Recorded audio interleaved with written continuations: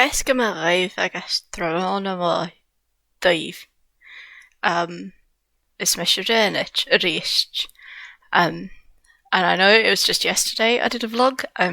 As it turns out, it's much easier to do a vlog in English because I don't have to spend 3 hours putting subtitles on in 2 languages. And since, I don't think anyone watches these anyway, I might as well just put out some more thoughts that I've had since I recorded that about the differences between Gaelic and Irish. So I'll start with, yesterday I was quite dismissive of taking spelling into account, and part of this is because, as I said, language is about how it's pronounced and used, and the written form is secondary to the language itself. But also, I think in many cases, spelling in Irish the spelling differences between Irish and Gaelic can obscure some of the similarities, which is odd because, of the 3 Gaelic languages, obviously Manx is doing very much its own thing in terms of how they spell things, and whereas Scottish and Irish spelling is both based on the classical Gaelic and Old Irish spellings. They've just had reforms recently, so they're much more similar to each other than Manx is to either of them. But at the same time, there are some spelling things that you can point out that make things look more different than they are. For example, the word anew, which, if you see it written, looks very different. But an Irish speaker pronounces that anew. I pronounce it anew. People from Lewis pronounce it anew. A lot of Gaelic speakers will pronounce it andue. So you could get both anew and andue from Scottish Gaels. But basically when it's pronounced, even though these words look so completely different, there's only 2 letters that are in the same place, they're pronounced pretty well identically. The same thing with anye, or anje, as some Scottish speakers will say it. It's pronounced, if I hear an Irish speaker pronouncing anew and anye, I'm not imagining that they've got an I at the beginning of that. I'm imagining that they're spelling it like me because they're saying it like me. And another one is Erdich, or Édi, as it is in Ireland, which again looks quite different. But if you're a Gaelic speaker and you get used to an Irish speaker pronouncing it, they pronounce un as ein, and they pronounce seal as sail. Then you expect that they're probably going to pronounce Erdich as Édi. So when you're hearing it, it doesn't sound like it's a different word, it's just got the same different accent that you've already become used to. But when you look at it, you may not recognise that it's the same word.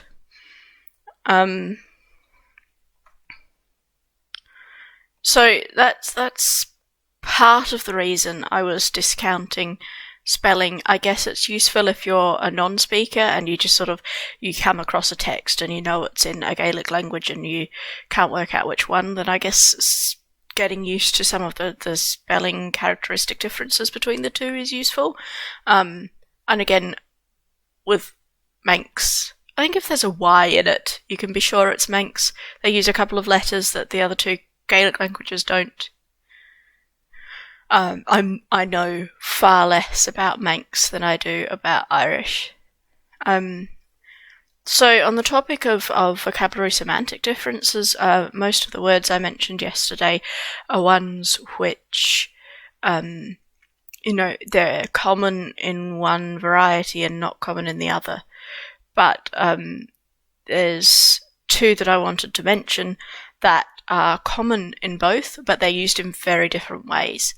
So the first one is torshach, which the base level meaning is exhausted and fed up with everything, in a very melancholy sort of way. And so it's usually used in Scotland just with the basic meaning of sad, and it's used in Ireland with the basic meaning of tired. But it's used very commonly in both places with these basic meanings, and I think, to the extent that Irish learners are told tuairseach means tired, so they will say things like, oh, tá mé tuairsteach, tá mé tuairseach, which to me, it makes no sense because these are two sort of conflicting things, and I think maybe they've missed there that the secondary meaning does involve melancholy sadness as well as exhaustion. But so you have a Scottish speaker will say "Ha mé tuairseach," and they mean, oh, I'm so sad. Whereas an Irish speaker will say "Tá mé tuairseach," and they mean I'm tired. And so they're common phrases. They sound almost identical. "Ha mé tuairseach," "Tá mé tuairseach," but the meaning that is quite different. So it would be easy to misunderstand that one. Interestingly, the Gaelic word we use for tired is ski, and I was interested when I started learning Cornish to discover that their word for tired is squeath, and Manx uses ski, and the Breton word is quite similar as well. And I had thought, often when I come across these differences between Gaelic and Irish, I just think, oh, maybe this is one of the 400 words that is completely different, and I was a bit surprised that, considering that the word is almost identical in a completely different branch of Celtic languages, like it's obviously one of these words that's really common and hasn't shifted much between all the very different Celtic languages. Why is it that the Irish don't seem to use it? So I looked it up on folklore.ie, and it does exist, and it just said archaic, I think was the word, or obsolete or something like that. But the word does exist in Irish, spelled with a C, of course. And another word I wanted to mention was tapper, which means quick. But in Scotland, it sort of shifted semantically to mean particularly quick-witted, quick in the brain. So you'll say, oh, how tappy, you're smart, smart's not quite the right word, but anyway, you say how tappy and you mean you're smart. It's the same word, but it also found its way into a set phrase, tapalet, which is just like, oh, I hope things go well for you. It's used in response to someone doing something for you, and it's the set translation given, because it's used in this context, is thank you. So Gaelic speakers will use tapalet to mean thank you, and I guess if an Irish speaker heard this, as I'm sure some must have at some point, they would be more likely to interpret it as hurry up rather than thank you, which is sort of different. Situationally can mean almost exactly the opposite, I suppose. And funnily enough, the Irish phrase for thank you is guramahagat or guramahagav, which is like that it will be good with you. So it's like the same sort of sentiment, but that's the set phrase they use, guramahagat. And this phrase is actually used in some Scottish dialects as well. I don't know, instead of or in addition to tapalet, I'm not sure.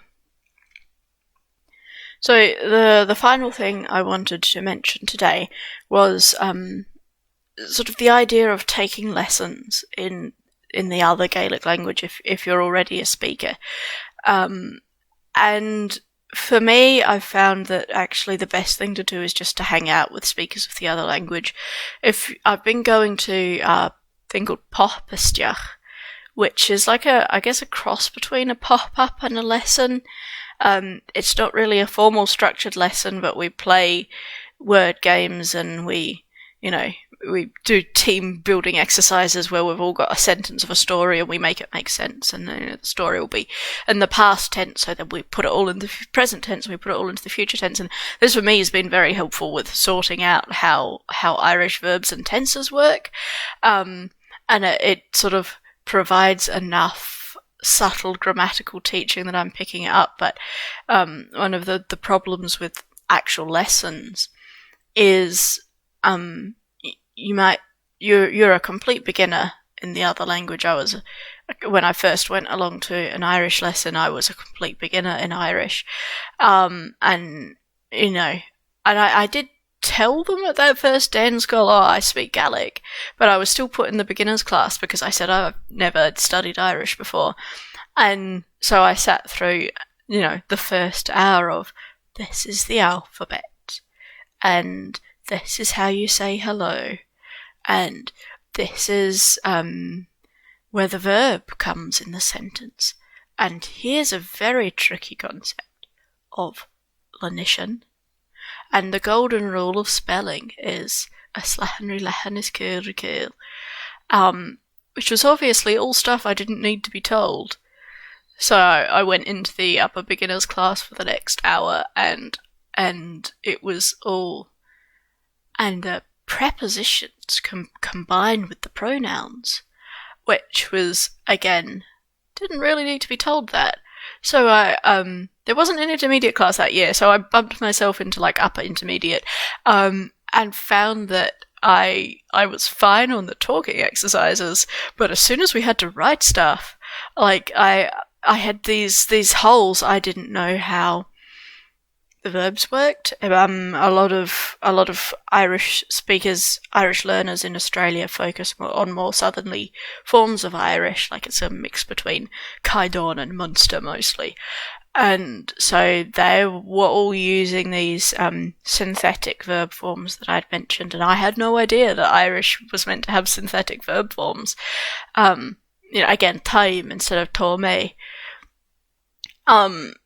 So that didn't really work either, and I've still, obviously, I've been getting better at Irish grammar the last few months, but I've still been going to, I went to Dan School this January, and I was in Ortrong, and happily the teacher there not only spoke Gaelic Uli, which is the others were complaining, and I'm like, this is different, but actually once I get past your accent, your vocab is more like mine. This is great. But he was also really keen on having us do lots of speaking activities and lots of debating and talking and that sort of thing, which was the sort of stuff that I can do really well in Irish. And then he'd say, okay, so then write down the debate arguments you just came up with, and I'd be like, write it down? So, yeah, that doesn't really work either, being in an intermediate or an advanced class. And, sort of, you will be confused and or bored or both. And I would say unless your teacher is also someone who has sort of crossed the divide, as it were, then they will probably be either baffled or annoyed by your questions and the fact that you're getting bored and making trouble. That could just be me. I'm not a good student. Yeah, I would say if you do want to, if you're a Gaelic speaker and you want to learn Irish, you're an Irish speaker and you want to learn Gaelic, I would say first socialization, because you'll get used to it and you will be able to communicate with each other after you've been exposed to the way each other speaks the language. But if you really do want to have lessons, then the best thing to do would be to find a teacher who speaks the other language but also has some experience with yours. I don't know how common such people are, but yeah, if I wanted to have Irish lessons, which, again, I'm quite happy with Popestia. I think it's working well for me in terms of actually filling in some gaps in my Irish knowledge.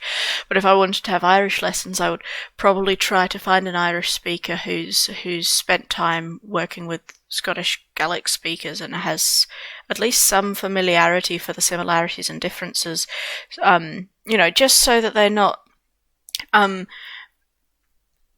because the problems that people who only speak English have when they learn either of the languages are going to be very different problems to the ones you'll have, because you're not assuming that it's going to be like English. You're not making mistakes that are caused by how things work in English. You're making mistakes that are caused by how things work in your Gaelic language. I had trouble on Facebook a number of months ago because I made a mistake in my Irish, which, once it was pointed out to me, I knew that it was brought out to a misunderstanding of how I hear certain sounds in Irish, and it was a word that I'd learnt from hearing and not spelt, and I spelt it wrong, and I was told off for it on a learner Facebook group, and in my defence, I sort of wrote a paragraph in what I thought was Irish, and there was one sentence in there where I'd sort of reverted to Gaelic for a bit, and I was just got really stuck into by the moderator of this page about how I shouldn't use Gaelic on the page because it would confuse the Irish learners. And I was a bit surprised by this because I was an Irish learner too, and the other Irish learners were making mistakes, like, they might revert to English for a word here and there, or they might use grammar that was clearly informed by how English works, and I was doing the same sort of thing, but I was making mistakes that were caused by Gaelic influence rather than English influence, and I think this is a teacher of Irish or a teacher of Gaelic will be very used to dealing with and anticipating the mistakes that English speakers make, and they probably will not even know what sort of mistakes you'll be making if you speak the other language, because they don't necessarily know what that language is like as compared to the one you're learning. So they can't anticipate the mistakes, and they may not recognise them as mistakes. They may not know what's causing your mistakes. So if you really do want to get a teacher to help you learn the other language, then definitely try and find someone who has had some exposure to the form of the Gaelic language that you speak. I thought this was going to be a short video because I didn't have much to talk about, and it's already up to 17.5 minutes. But yeah, that was just some more, words that can cause trouble, spellings that can cause trouble, and general advice for if you want to learn the language.